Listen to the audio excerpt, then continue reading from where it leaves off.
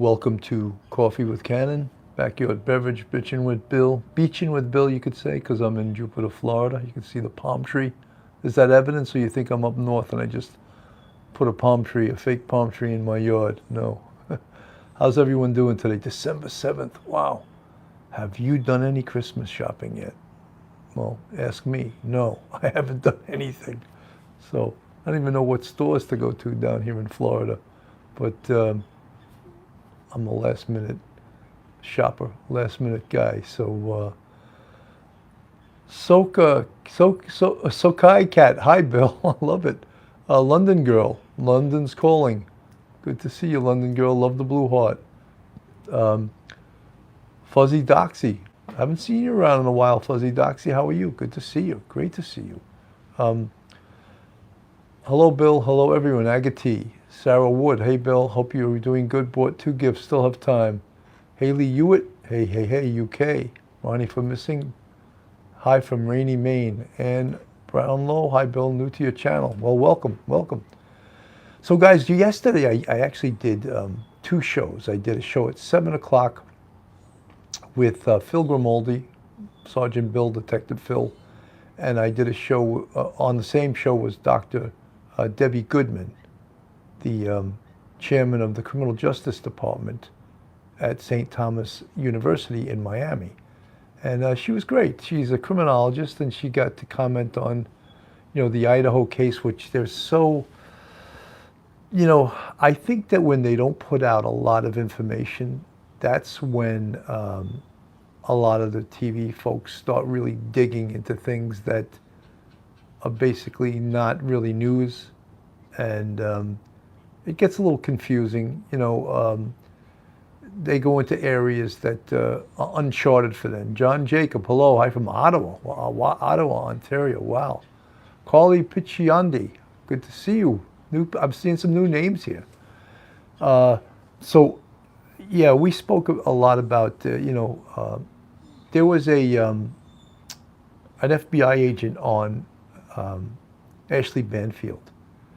And normally, a lot of the behavioral analysis people, I get a little bit frustrated with them and perhaps critical. Obviously, I'm not a behavioral analysis person myself, but when we were talking about how they speak in absolutes, like this means this, a knife means predetermined, a knife that brought to the scene predetermined. I can see that. I can definitely see that. That shows that it definitely was premeditated. The guy brought his own knife to the scene. The wounds on this person mean that she was targeted. All kinds of other different things forensically have very... Sergeant George Ishak, hello Sergeant Bill and everyone else, good to see you guys. Saying that certain things have just exactly a meaning that is not open to interpretation, and that's when I talk about speaking in absolutes. That's what a lot of these behavioral analysis talking heads, I call them talking heads, and I freely admit the other night I was on Banfield, I was a talking head. So if I say that as a disparaging remark, I disparage myself too, okay? Self-deprecating humor, all right? Michael Dennis Collin, the cop's silence speaks volumes to me. They know who they're looking for, I'm sure. I wish I could be confident of that. They're still asking for video. They're asking for stills. They're asking for tips. Could they be focused on someone? Absolutely. Autistic Driver 42, welcome. They could absolutely be focused on an individual, but they're not sharing that right now. And I know that they're taking a lot of heat from the community. And I would think that if they could release some good news, they would love to do it.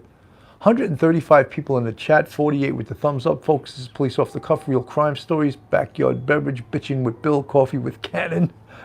Lots of names to this show. We can't decide. You guys have tried to help me, and all that happens is we come up with multiple names, which I find humorous, so I start saying all of them, I start saying all the different names. So Again, if you're not subscribed to this channel, please go on our YouTube, hit that subscribe button, give us a thumbs up, and ring that bell. Carly Picciandi, I don't like her wounds.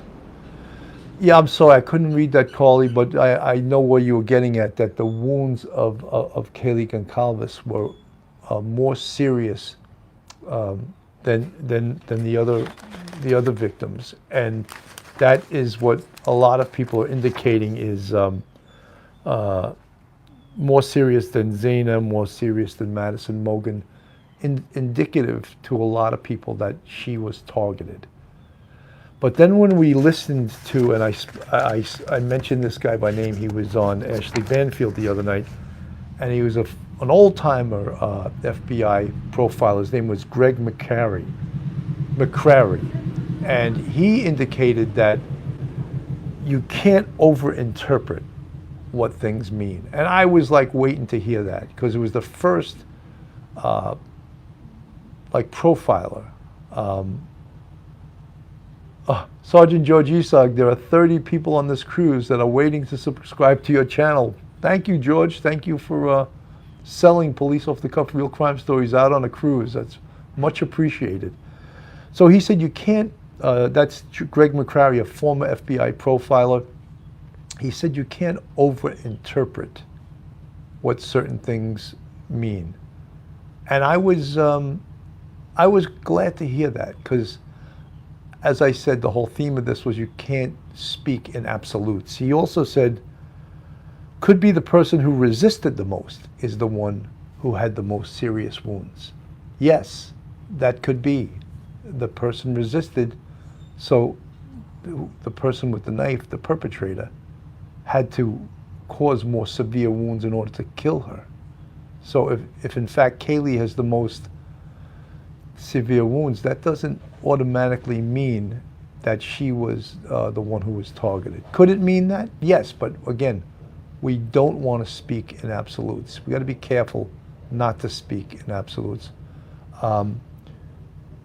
And he indicated, Greg McCrary, who was on Ashley Banfield the other night, he said, we cannot have tunnel vision with our hypothesis.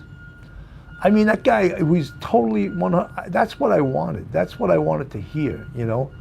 Because I just don't like when a lot of these people on these channels, and I said, and not to be funny, but it's okay to be funny once in a while. I said, if these guys could predict things, if they could predict things, then they should be at the racetrack and picking horses or picking lottery numbers, because no one can predict things. And I know these are hypotheses, which we all learned in elementary school. A hypothesis is an educated guess, right? Just that, an educated guess. And in homicide investigation, it's always important, Phil, my co-host on a lot of my shows, calls it spitballing, that you sit around with other investigators, other detectives, and you talk about what the evidence means. What do you think happened? What was the perpetrator thinking? Where did he come in? Where did he enter the house? Where did he leave the house? Why did he, what was the order in regards to the persons he killed? Did he go up to the third floor first and kill Kaylee? And because they were in the same bed together, kill Kaylee and Madison? Or did he start on the second floor and kill Ethan and Zayna Kernodle? Those are things that right now there are no answers to, except, guess what, the police know this. Because a good crime scene investigator can interpret the crime scene and read the order of the attacks, the order of the assaults. Could absolutely do that. But guess what? None of us that are the talking heads, that are the content creators, including network and television all over the world, none of us have been privy to looking at that crime scene.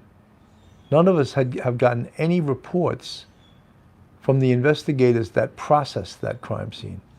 So all of the information we're getting is second and third hand, right? So what are we getting a lot of? We're getting a lot of assumptions. And what did you learn from your mom when you were 5 years old? When you assume, you make an ass of you and me. Isn't that correct? So is that any better than what people are doing either on content creators on YouTube or the broadcast media? They're not getting it from the horse's mouth, which is from the investigators. They're not getting this information from the detectives. Mustang Sally, I'd say it was Madison as the target, the killer being jealous. Kelly was in bed with Madison. Night where the killer... Duty Ron, thank you for the $20 super chat. Thank you, Cannon, for your expert insights. We all appreciate you, boss. Duty Ron, thank you so much. There's no one more responsible and an assist in my success, if that's what you would call it, on YouTube, and success with my channel growing, than Duty Ron. He basically taught me almost everything I know about YouTube, and he has generously shared his audience and turned his audience onto my show. And I want to thank him for that, and thank all you guys that are Duty Ron channel members and subscribers and friends and all of that for giving my channel a chance. I really, really appreciate that. And but the thing is too, if you came to my channel and said, this sucks, you could leave. So obviously you guys are coming here and you like something because you're staying, and I appreciate that. So I was on Duty Ron's show last night, which, it seems like when you complain, like, oh, I was tired, I just did a show before that. But it does, believe it or not, even though you're sitting down and you're talking, it takes mentally and physically, it takes a lot out of you. So when you do a second show, you do get the adrenaline pump to do it, but you still feel like tired. And he had a fantastic guest, Dr. Joni Johnston, who's a forensic psychologist. She was so calm and so cool and she looked like Ashley Judd. She was beautiful. I thought she was very, very pretty. I didn't let that on. I would have blushed. But she was so good at describing what she felt, and she never jumped. And she, again, another person that did not speak in absolutes. That could mean that could mean this, that could mean that. And even when I tried to corner her and say, Dr. Johnson, Dr. Joni, describe to me who is the murderer? Who murdered these 4 Idaho students? Who is the guy? She was very careful. And that's one of the things that I get crazy about when you get certain people that are profilers that say, the murderer is between 17 and 25. He's a male white. He's in the military. He's been arrested numerous times. Like, they don't know it all or any of that. There's certain things, look, as Dr. Johnson said, and I don't think she said these words, but I happen to know this myself, 80% of murderers are males. So that makes it a pretty good bet, 8 out of 10 times, that the murderer is going to be a male. Also, there was some other indicators that this is potentially, it's a male perpetrator. When we talk about geographical profiling, there's a very, very good chance that the murderer, the perpetrator, is from this area. He's from Moscow, Idaho. Geographical profiling, or from the peripheral area around Moscow. How did he encounter these people? Why did he target these people? Why did he feel comfortable going into this house? Those are all questions that, yeah, they tell us things. But guess what? I'm not a profiler. I was a pretty good homicide sergeant, detective sergeant. I was good at running investigations, but I was definitely not a profiler. But what you get from being a cop, you get something called instincts. And all human beings have instincts. And people will always tell you, always, always, always go with your instincts. 100%. And if your daddy told you that, your mother, they're 1,000%. Sergeant Bill is telling you, always go with your instincts. If the hair is standing up on the back of your neck, there's a reason for that. God gave you that fight or flight instinctual, feelings, and always go with your instincts. So instincts are a powerful thing. 296 people in the chat, 105 with the thumbs up. Guys, thank you so much for joining me this afternoon. Coffee with Cannon, backyard beverage, bitching with Bill. There's not a lot of bitching today. People say that I rant a lot, and I do. Who says that more than anyone? My wife. You're always ranting. Will you shut up? You're always ranting. I don't know if you guys out there, if your wives tell you you rant, but I do have a habit of ranting, Kelly Ward from Melbourne, Australia. Welcome. Agati, I think it's just one person, but you never know. Agati, I happen to agree with you. I think it's one person also. Wonder if the killer left two survivors, or knew about the two survivors. One of the things that someone had wrote me a really thoughtful, long email of what they thought about the case and how it was done and what they thought about it, basically. And I read it and I said, something? You could be 100% right. Who am I to say that's not correct? Your opinion is as good as anyone else's, Holly Golightly, I don't know a lot of people that are saying with their gut feelings that it's the hoodie guy. When Duty Ron played that on his show last night, he played the video of the interaction with the hoodie guy. And I just have to think that the police identified him. They brought him in. They interviewed him. Did they take DNA from him? Did they take major case prints? We don't know. People are saying Steve Goncalves, the father of one of the victims of Kaylee Goncalves, he's saying they didn't. I don't know, though, where is he getting that information from? If the police, Ada Rincon, hi Bill, I'm not mad at you anymore. Ada, I'm sorry you were mad at me, but I don't know why you were mad at me, but I'm glad you give me a second chance, for what, I don't know, but welcome back. Sometimes people get mad at you, and even in the chat, they want to, I'm leaving. Well, so you're a master of your own destiny. I can't tell you to stay if you don't want to, but I wish you would. Schmitty, hi Bill, you've been busy. Yes. Marilyn Mineta, I don't think it was him. I think the guy was already in the house waiting for them. Marilyn Mineta, there's a chance that happened. There's a good, one of the things they're coming up with now, and I'm sort of a little bit baffled as to why they don't know the answer to this, is where was Ethan, right, for 4 or 5 hours after Ethan and Zaina, where were they? They know that they went to that party at 9 p.m., but where were they between 9 p.m. and 1:45 when they arrived home? They're all of a sudden putting that out there as like they don't know where they were. That seems a little strange to me, that it took them this long to want to find out where were they during those 4 or 5 hours between 9. I would have thought that they were at that party for that whole duration. And why is this a question? I would think that they have their cell phones on them. Wouldn't it be hitting a cell tower? Wouldn't it be pinging? Wouldn't that tell them where they were? I think it's one guy with a knife, Michael Geary. Professor Michael Geary, retired NYPD Sergeant Michael Geary, and also Attorney Michael Geary. He wears many hats. Mike, welcome to Coffee with Cannon, Backyard Beverage, Bitchin' with Bill. I want to also wish everyone a wonderful holiday season, whether you celebrate Hanukkah, Christmas, Kwanzaa, whatever your holiday is. I want to hope you have a wonderful, wonderful holiday season. As you guys know, I'm in Florida right now. You can hear the damn blower behind me. Susie Dupree, hi Bill, how do you feel about the ex-FBI guy saying, I just lost that. Oh, I heard something about that.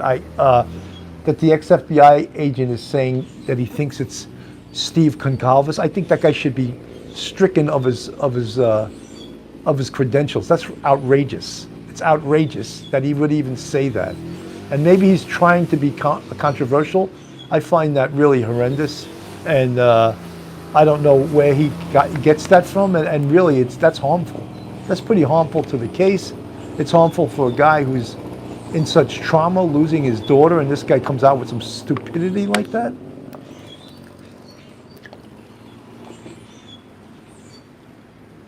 Johnny Supertramp 10, how long does it take to get cell phone? It can take a while. It can take a while. First of all, they usually need a subpoena, and then not that takes a long time. They issue a subpoena. Cell phone companies, they don't work for any police department, so they take their damn time. A definitive time, I can't really give you a definitive time. It could take 3 days. It could take weeks. You know, obviously they're asking for lots of cell phone records on this case, so that will affect how quickly they get them back. You know, they also had Ashley Banfield is really covering this case a lot with Brian Enton, and there's this woman who was former FBI and CIA. I don't know how she worked for the FBI and the CIA, but apparently she did. And they're talking about what we had talked about almost day one. It's something called geofencing. She didn't refer to it that. What the FBI agent referred to it as was cellular analytic survey team. That's a fancy name for geofencing, but that's what the FBI has, a team that can search the cell towers and find out how many electronic devices were being used in a certain area during a specific time. And they can check that against the times that the murders occurred. And that's a way that they can identify. They do have devices to gather it all at once, dear feed, absolutely. People mad that Frat isn't talking to Enton and Banfield, whoever Frat is going pro and going only to law enforcement. You know something? I would tell, if I was running this investigation, I would tell very important witnesses not to talk to the press. I would tell them that too. I've said it right in front of the press when I was an active sergeant with Manhattan North Homicide Squad, because the press can ruin a witness, frankly, and just put things in a witness's head that the witness didn't think of themselves, because there's a certain narrative that's being pushed. So I don't blame the detectives, the investigators, the FBI. You know, if the FBI is coaching the Moscow Police Department, I'm sure they're telling them, do not release anything. Keep your mouth shut. We don't give out that information to the public. And the FBI is correct.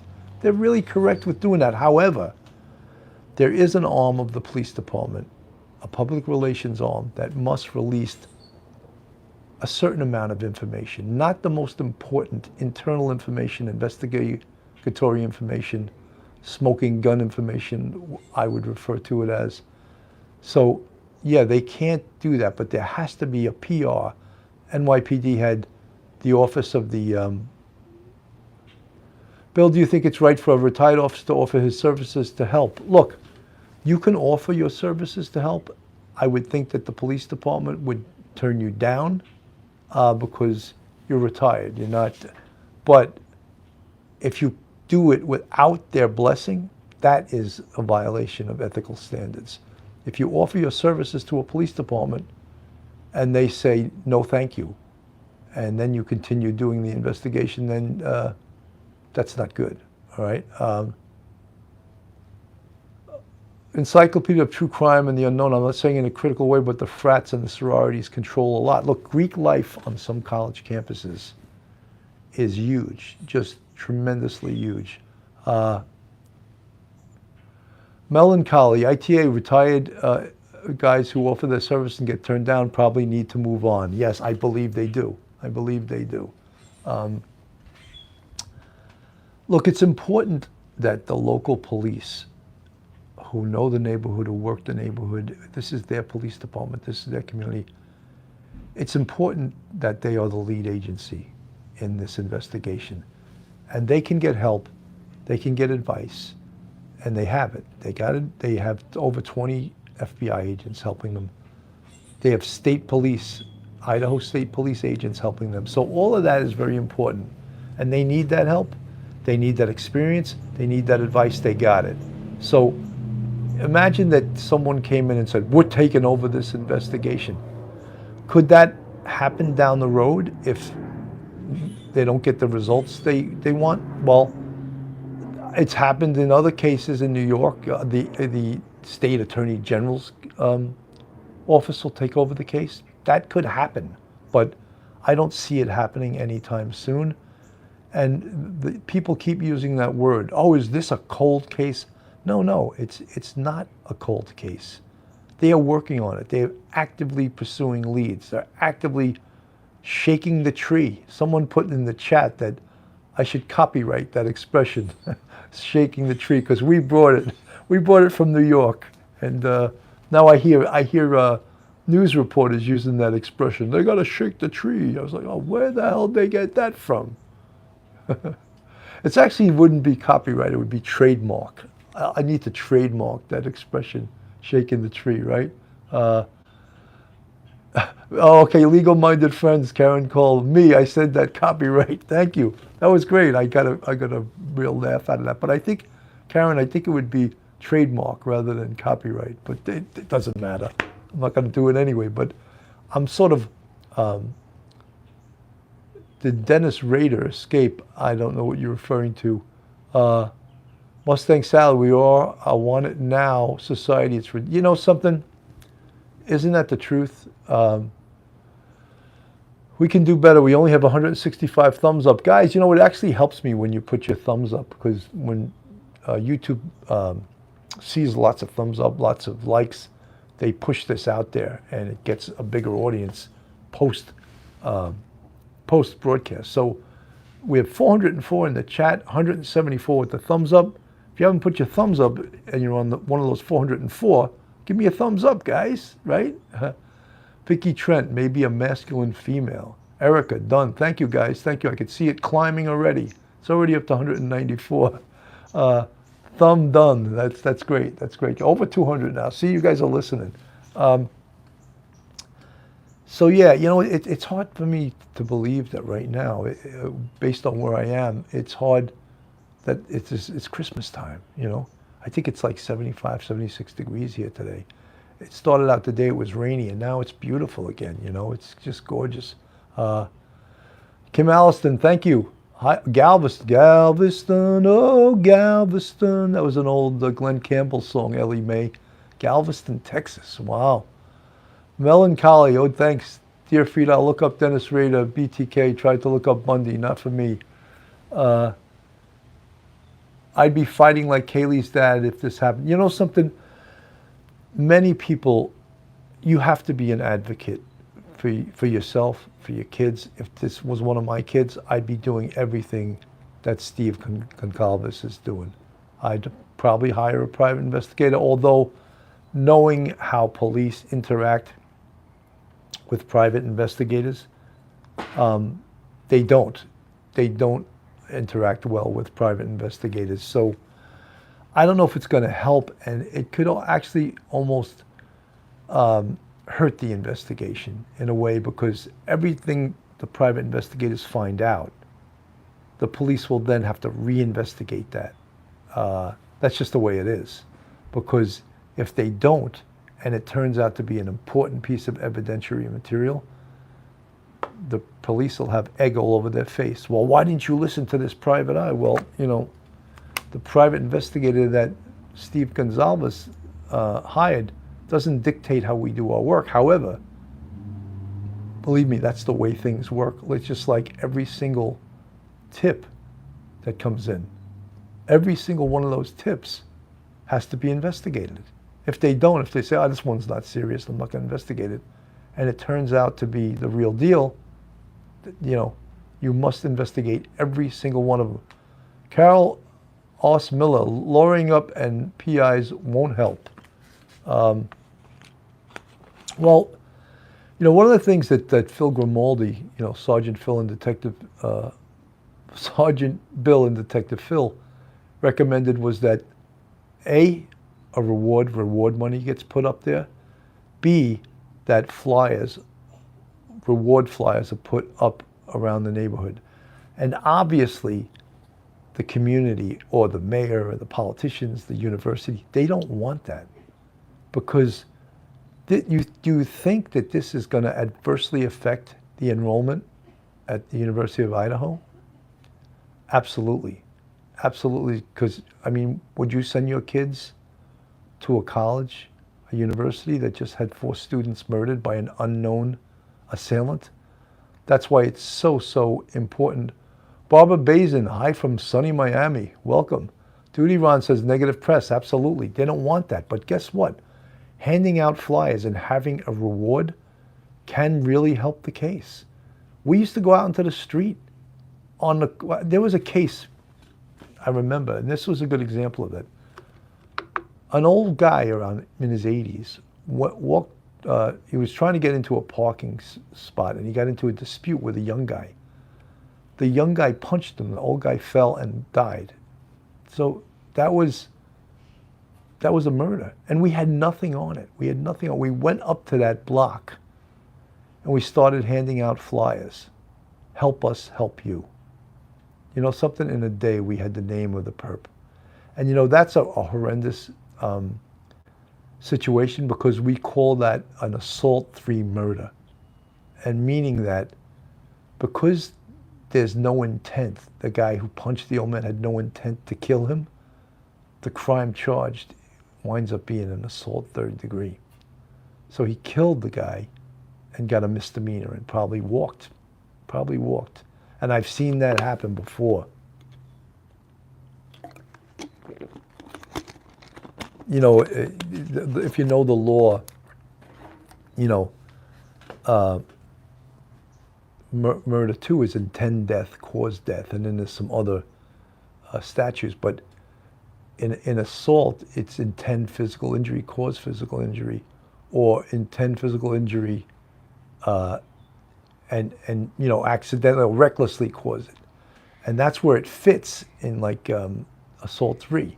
So you cannot believe it, and the families cannot believe it when they're apprised of the fact that, and that happened another time. Well, it's happened lots of times, but years ago in Manhattan, there was a fight outside this bar on 79th Street in the 20 precinct, and 4 or 5 kids surrounded this one kid, and the kid kicked one of the guys that surrounded him in the head and killed him. Same thing, assault 3rd degree, misdemeanor, murder. That's not so good. It was like a 22-year-old kid that doesn't please his family. Well, the only charge we can charge the killer with is assault 3rd degree. Just crazy, crazy. I've actually profiled and done many high-profile cases. I've also lived in both Idaho and Wisconsin states for many decades. Phil Leo, I trust if a license plate reader exists between Moscow and ID and Pullman, blah, blah. Look, we've talked about all the investigative resources that could and should be used on this case. And I think Ashley Banfield had that woman that I referred to earlier on last night, the FBI/CIA agent, and she spoke about what we had mentioned weeks earlier, geofencing. And she called it, the FBI has a unit called the Cellular Analytic Survey Team. Fancy name. Marilyn Minetta, Bill, do you like the East Coast or the Gulf Coast better? I love the East Coast. I like the ocean. I want to be on the ocean side.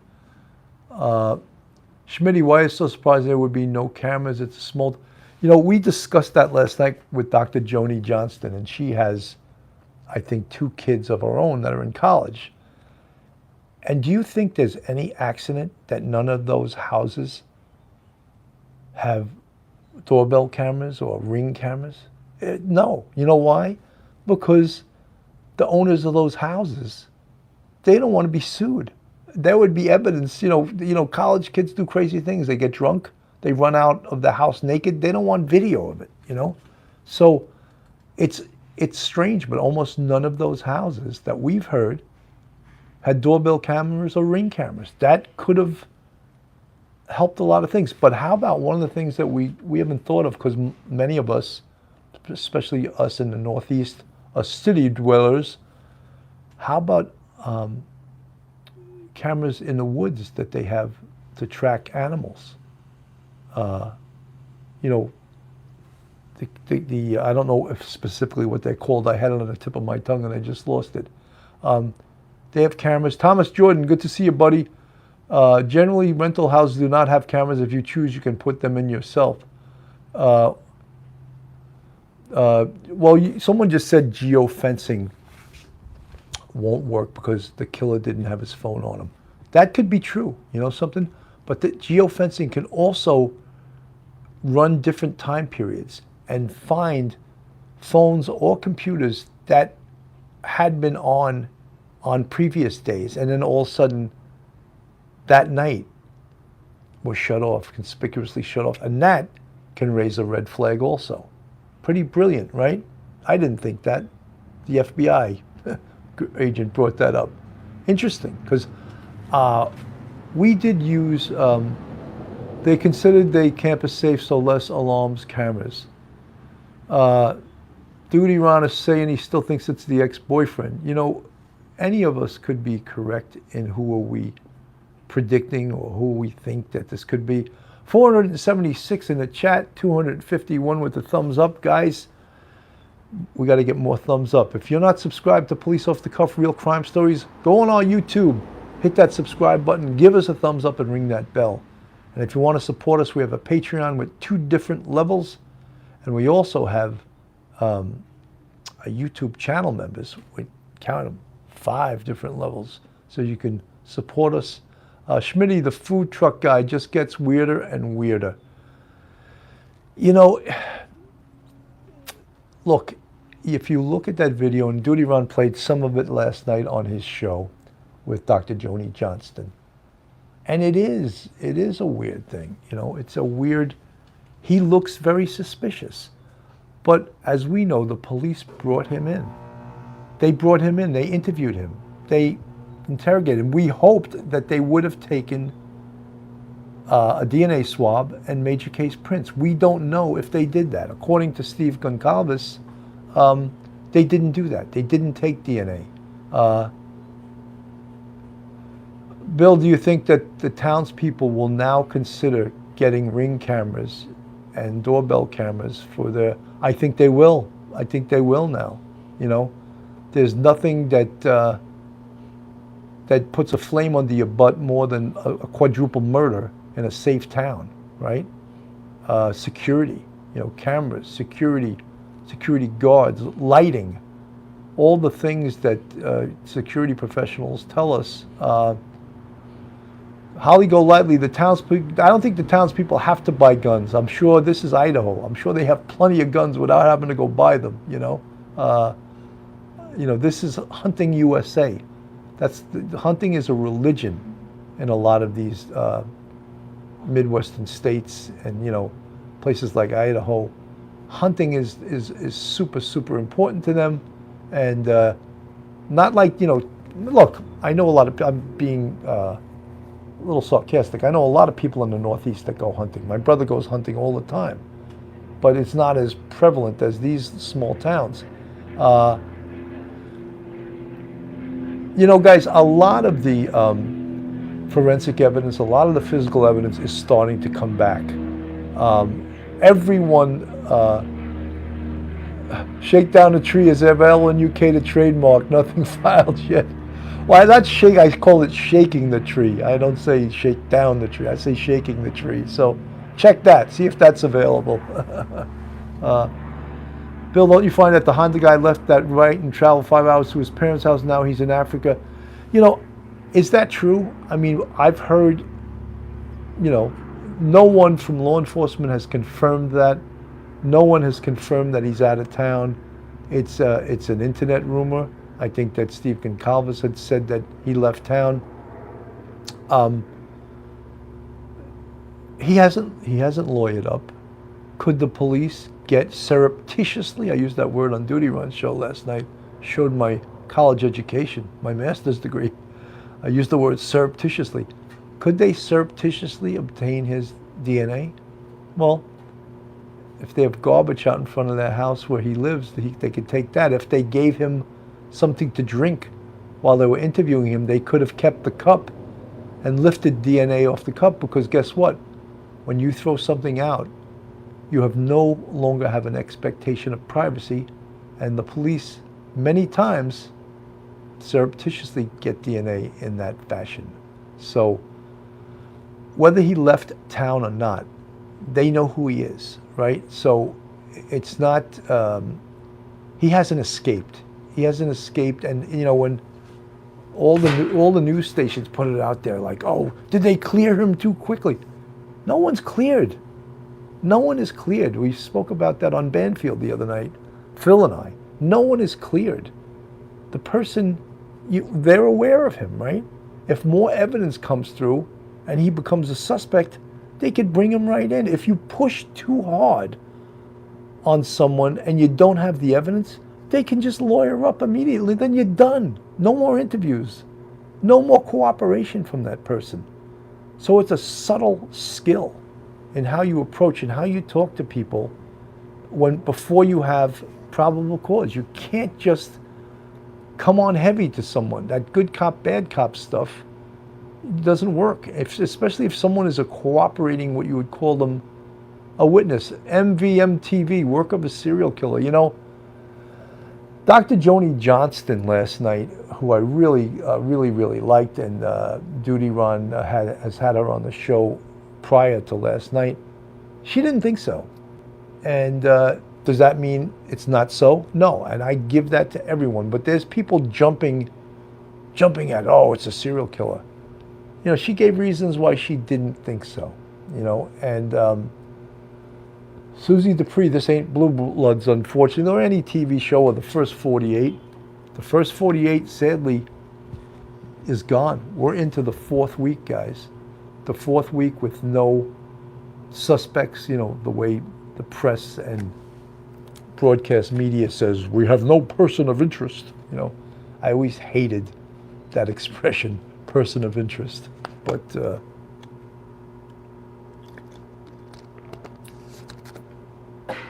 so what do we have to count on right now? Everyone is obsessed with the food truck hoodie guy. All right. We know who he is. He hasn't lawyered up. He's going to come back into the country. If they get additional information on him, they can go get him, I thought the first 48 was more for missing. No, well, the first 48 simply means that if in a homicide you don't make an arrest in the first 48 hours, the case becomes that much more difficult to solve. That's true. There's truth in that, but that doesn't mean it's impossible to solve. It just makes it more. Pamela White, hi Bill, love your smiling face. Well, thank you very much. Very flattered by that.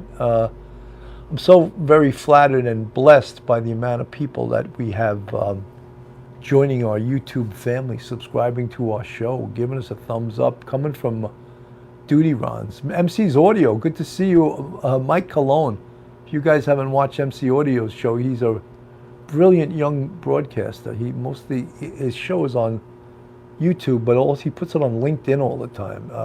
Really excellent young broadcaster. Carly Piccioldi, I just pray that it is solved before Christmas. Look, we all would have liked it solved the day after it occurred. We all wish it didn't occur, right? But yes, I pray that it's solved also. Bill Campbell, how about lineman for the county? I am a lineman for the county, and I drive the main road, searching in the sun for another overload. And I need you more than want you, and I want you for all time. And the Wichita lineman is still on the line. I'll just give you a few bars. That's it. Didn't intend to sing a song today, but I love that tune, Wichita lineman. Glenn Campbell, he was great, right? Kylie Go, Duty Ron, Dr. Joni Johnson stated no sexual component that was stated early on in the autopsy release. Yes. I think that's why I like Dr. Joni Johnson so much, because she wasn't trying to sensationalize the case. If she felt there was a sexual component to this, I believe she would have said that. But you have to go with the evidence that's out there. Could there be some psychosexual evidence component once this guy is arrested? Yeah, absolutely, there could be. But right now, based on the evidence, we're not seeing a sexual component to this. Guys, 538 in the chat, 307 thumbs up. Police off the cuff, real crime stories. Coffee with Cannon, backyard beverage, bitching with Bill, whatever you guys want to call it. You have my blessing and permission. I'm just thankful that you guys all showed up today. Where are the Pranzos? Good question. I didn't even take attendance today. Judy B, good to see you. Agati, don't tell me Richella just showed up. Everyone, they're taking roll call, and the Pranzos weren't here today, and all of a sudden they're going to show up. That's great. Kyle Go, wow, good voice. Thank you so much. Richella Pranzo is here. She was here. She was just being quiet today. She's probably cooking. She's getting prepared for the Christmas holidays. You know, Italian people, they have to have the Italian part of the food, and then they have the fish, and they make the best food on this earth. But they have two components to all their holidays: the Italian component and the regular American food component. And that's why Italians know how to eat. They know how to cook too, right? So when I went to Italy, I used to jokingly say, even the train stations have great food. They don't have fast food in Italy. All the food is prepared, and it's just amazing. Lovebug53, I need to rap. I hate rapping. Yeah, we do banga in my family for Christmas. Dutch just had Sinterklaas yesterday. Is that a Dutch Christmas holiday?